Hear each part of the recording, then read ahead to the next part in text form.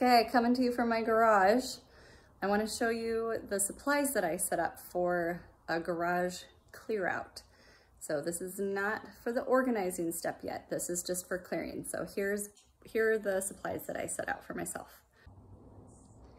Now here are all of my supplies. These two bins right here go with me everywhere. So when I go to another part of the garage, I'll take my garbage and recycling containers with me.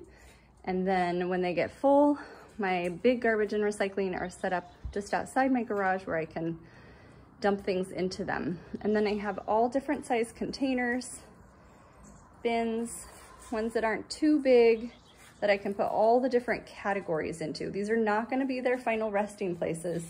This is just to capture categories. So all the tools that I want to keep will go in one container. Things that need to be donated, they'll get a designated box.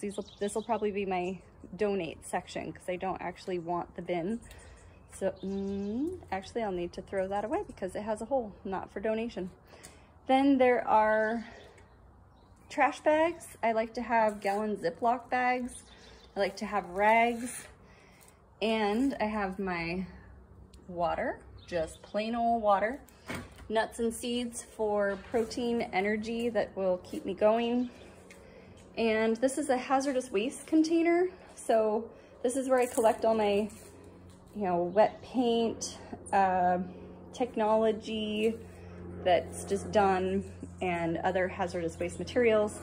My little shop vac, and I also have a broom over there and a broom with a dustbin right there.